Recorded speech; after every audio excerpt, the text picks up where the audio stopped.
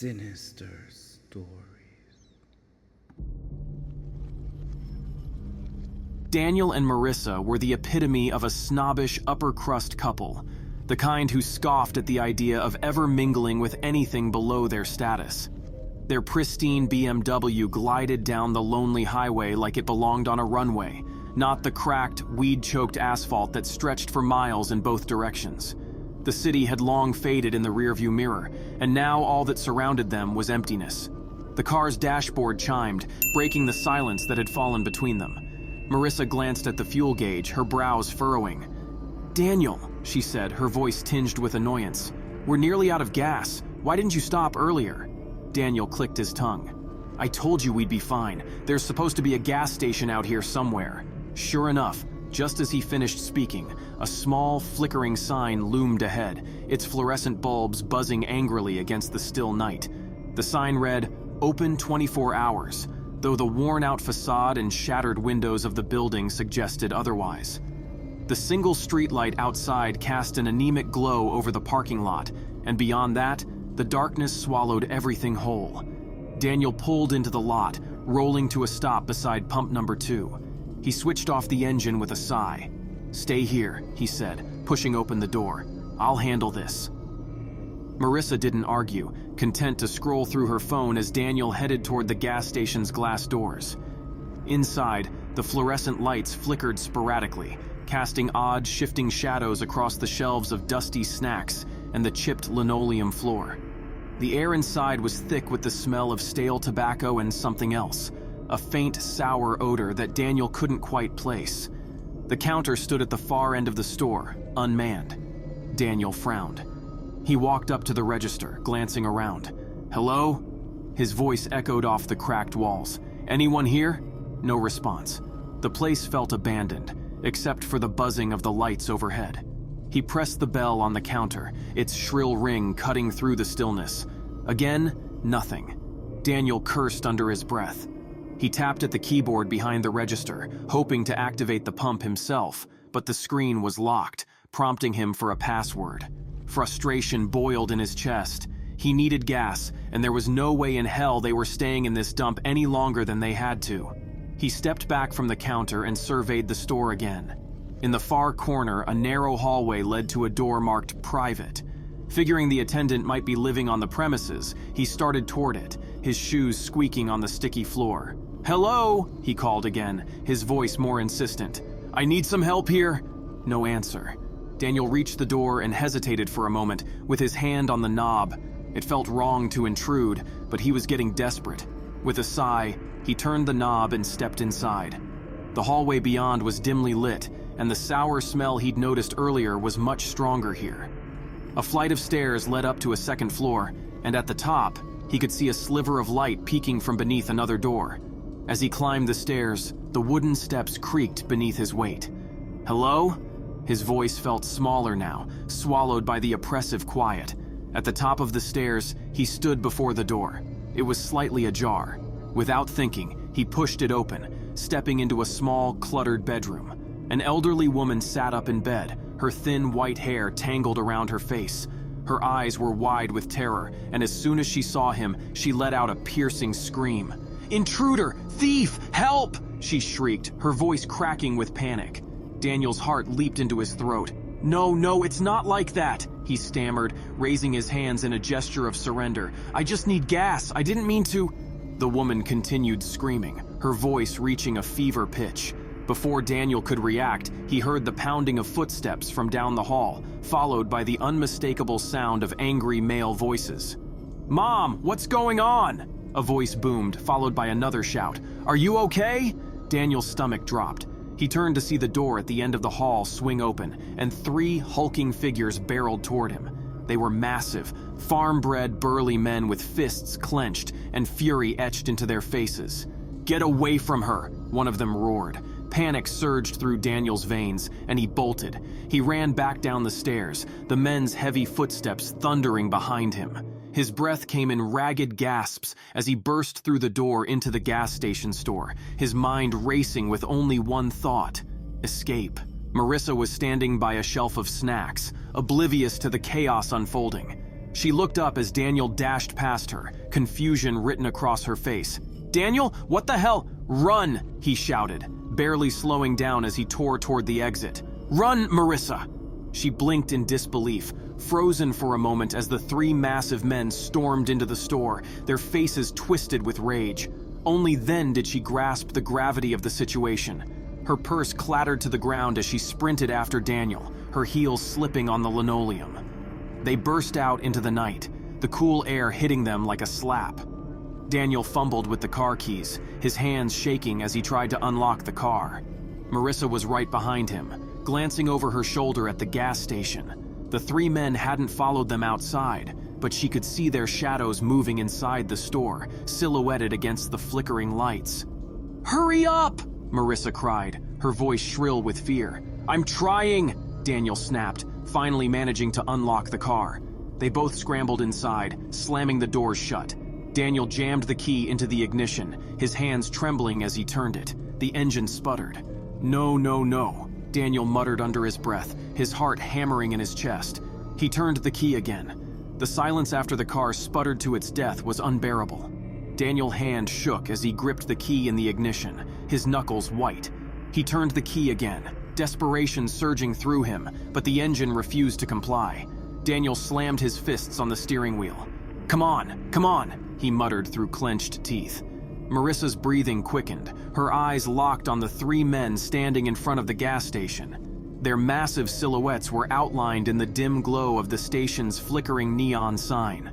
One of them, the largest of the three, gripped a rusted metal pipe, while another clutched a baseball bat. The third man, the smallest yet still imposing, slowly swung a long, sharp axe back and forth like a pendulum, as though savoring the moment. "They're coming!" Marissa screamed, panic twisting her face. The gas station doors creaked open, and as though a signal had been given, the men bolted toward the car. Their heavy boots pounded against the pavement, echoing through the empty lot. Marissa's heart dropped into her stomach as she saw the flash of steel in their hands. Daniel yanked the key again. The car refused to even sputter this time, only offering a cold, final silence. The men were closing in fast, their footsteps growing louder, more urgent. Their faces, now visible in the dim light, were twisted in expressions of pure fury. "They're going to kill us!" Marissa screamed, her voice rising into a shriek. "Get out of the car!" Daniel shouted, throwing open the driver's side door. Marissa hesitated for a split second before following his lead. The cold night air hit her like a slap in the face as she stumbled out of the car. She looked up just in time to see the man with the pipe swinging it toward the driver's side window. Glass shattered as the pipe collided with the car, spraying shards everywhere. "Run!" Daniel yelled, already sprinting toward the dense woods that lined the edge of the gas station. Marissa didn't think. She bolted after him, her heels clattering against the pavement as the men's shouts rang out behind them. "I see you, you little rats!" One of the men snarled, his voice dripping with rage. "You're not getting away this time!" They plunged into the darkness of the trees, the cold, damp air swallowing them whole. Branches clawed at Marissa's arms and legs as she ran, the underbrush tangling her feet. She could barely make out Daniel's figure ahead of her, his breath coming in ragged gasps. "Faster!" he shouted. "They're right behind us!" Marissa glanced over her shoulder, and her heart lurched. The men were barreling through the woods, undeterred by the dense thicket. The glint of the axe's blade flashed in the moonlight as the leader of the group swung it, cutting through the branches that dared slow them down. Marissa's foot caught on a root, and she fell forward, her hands scraping against the dirt. Pain shot through her palms as she struggled to push herself up. Daniel stopped for a moment, grabbing her arm and yanking her to her feet. "We can't stop," he urged, his voice panicked. "Move!" Daniel led them through the twisted, labyrinthine woods, their steps frantic as the men behind them crashed closer and closer. Suddenly, the trees opened up into a small clearing. In the middle stood an old, run-down shack, its roof sagging under the weight of time and rot. The wood was dark and weathered, as if it had absorbed the misery of countless nights like this. "Inside!" Daniel shouted. Without thinking, they rushed toward the shack. Daniel shoved the door open with his shoulder, the wood creaking ominously as they stumbled inside. Marissa collapsed onto the dirt floor, gasping for breath, her legs burning from the sprint. Daniel slammed the door shut and threw the latch. For a moment there was silence. The only sound was the rasping of their breath as they tried to pull air into their lungs. Marissa looked around the small space. The shack was barren, save for a few rusted tools and a pile of decaying wood in one corner. The air inside was thick with the smell of mildew and rot. "Do you think they saw us?" Marissa whispered, her voice trembling. Daniel didn't answer. His eyes were wide, his chest heaving. He moved to one of the narrow windows, barely a slit in the wall, and peered out into the darkness. "I can't see them," he whispered, his voice barely audible. "Maybe they—" A sudden thud rattled the door. Marissa screamed, scrambling back against the wall as the door shook violently. Another thud followed, the sound of something heavy slamming against the wood. "They found us," Daniel muttered, his voice breaking. The door shook again, harder this time, as if a battering ram was being used against it. The latch splintered, and a thin crack appeared in the wood. Daniel grabbed one of the rusted tools from the floor, a hammer with a broken handle, and held it up defensively. "What the hell are you going to do with that?" Marissa hissed, panic rising in her throat. "I don't know," Daniel shot back. His eyes were wild, darting around the small space. "Just stay behind me." The door shook again, and this time it cracked open, just a fraction. Through the gap, Marissa could see the wild eyes of one of the men, gleaming in the moonlight. His lips twisted into a cruel smile. "There you are," the man growled. "You can't hide forever." The door splintered under the next blow, swinging open with a violent crack. The man with the bat stepped inside, his chest heaving as he glared at them. Behind him, the others loomed in the doorway, their weapons at the ready. Daniel swung the hammer wildly, but the man easily ducked out of the way, laughing. "You really thought you could get away?" he sneered, raising the bat. "Stupid." Before Daniel could swing again, the man lunged forward, shoving him back against the wall. The hammer flew from Daniel's hand, clattering to the floor. Marissa screamed as one of the other men grabbed her by the arm, yanking her to her feet. His grip was like iron, his fingers digging into her skin. "Let her go!" Daniel shouted, struggling to his feet. The man holding Marissa grinned, pulling her closer. "Or what? You gonna hit me with another broken tool, pretty boy?" Daniel charged forward, but before he could reach them, the man with the bat swung. The impact sent Daniel sprawling across the floor, blood dripping from a gash on his forehead. "Daniel!" Marissa screamed, trying to wrench herself free, but the man's grip tightened. The man with the bat stepped forward, raising it again for another blow.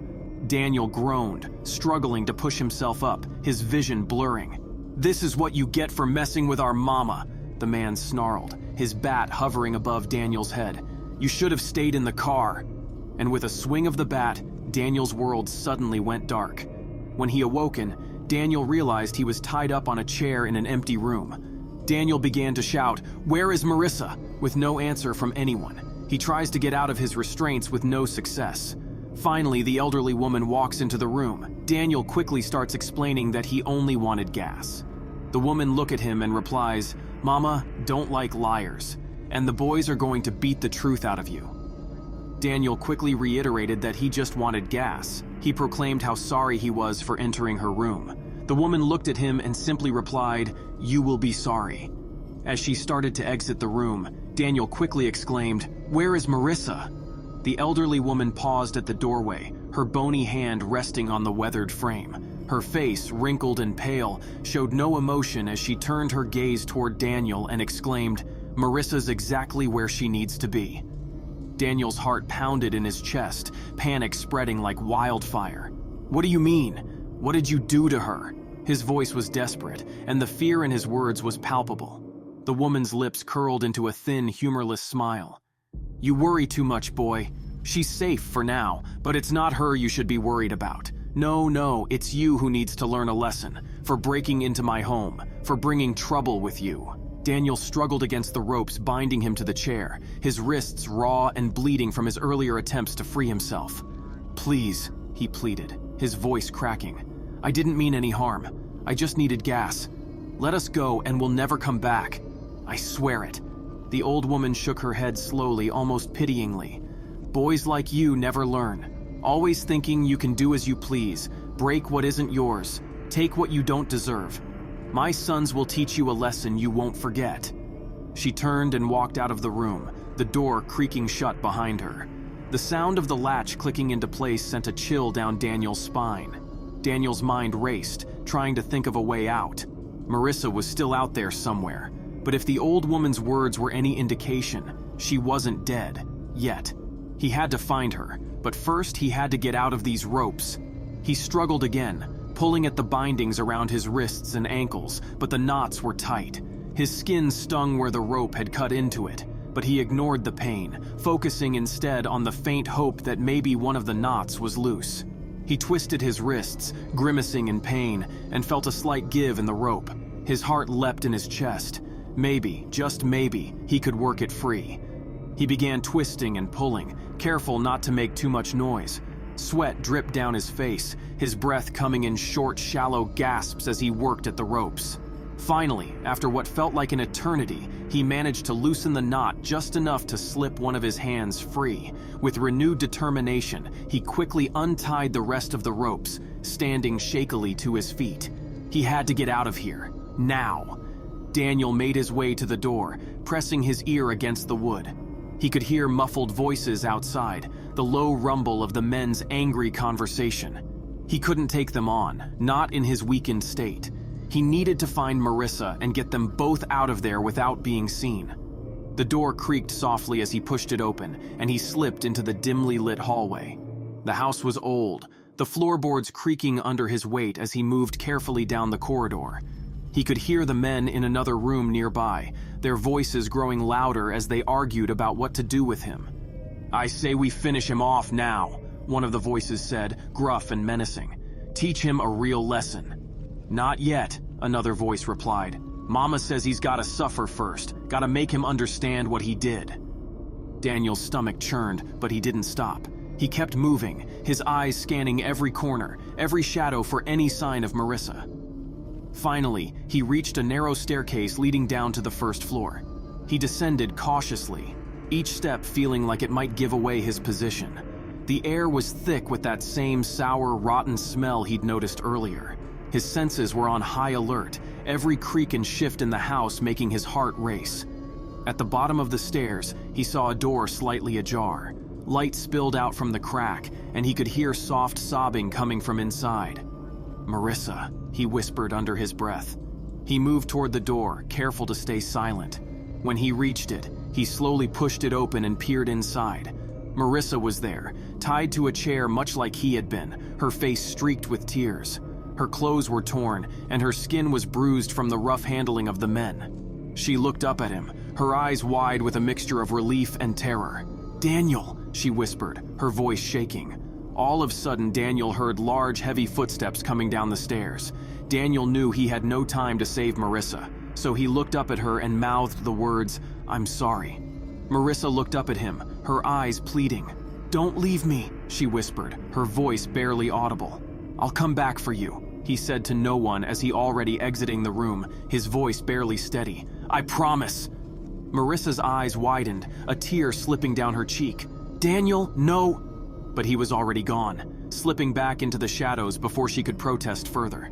His heart hammered in his chest as he crept through the house, his mind racing with guilt and fear. He didn't look back, couldn't bear to see the betrayal in her eyes. He found an open window near the back of the house and slipped through it, landing silently on the damp grass outside. The cold night air wrapped around him like a shroud as he sprinted toward the tree line, his breath coming in ragged gasps. Behind him, the gas station grew smaller and smaller, fading into the distance. He didn't stop running until the only sound he could hear was the pounding of his own heart. He had escaped, and thought of him ever seeing that family again scared him. A few years passed, and Daniel had moved on. The memories of that harrowing night had faded into the background, buried beneath the distractions of a new life. He had a new girlfriend, a sleek new car, and the horrors of the past were but a distant, unsettling dream. But one night, Daniel awoke abruptly, with his heart racing. Something felt wrong, like the air itself had thickened, pressing down on him. He blinked in the darkness, his eyes adjusting to the faint glow of moonlight filtering through the curtains. As his vision cleared, his breath caught in his throat. Standing at the foot of his bed, dressed in tattered rags, was Marissa. Her eyes were hollow, her face gaunt and pale, but it was unmistakably her. In her hands, she gripped a rusted axe, the blade gleaming menacingly in the moonlight. Daniel shot upright, his body paralyzed with shock. "Marissa," he choked out, his voice barely above a whisper. "How?" Her lips twisted into a chilling smile, one that sent ice through his veins. "You promised, Daniel," she whispered, her voice carrying the weight of years of pain and betrayal. "You said you'd come back for me." Daniel's mind raced, trying to grasp the reality of what was happening. His new girlfriend, still sound asleep beside him, remained blissfully unaware of the nightmare that had stepped into their room. I didn't mean to leave you," Daniel stammered, his hands shaking as he slowly backed against the headboard. "I didn't have a choice." Marissa took a step forward, the axe dragging behind her, leaving a faint scratch on the hardwood floor. Her eyes never left his, the madness in them growing with each step. But before he could make a move, Marissa raised the axe high above her head, her voice cold and final. "You left me to die, Daniel. Now it's your turn." And as the blade came down, Daniel realized that the past never truly lets go. Marissa then stares at his new girlfriend, who is now sitting up horrified in the bed. Marissa looks at her with that same twisted smile and states, "You can do better."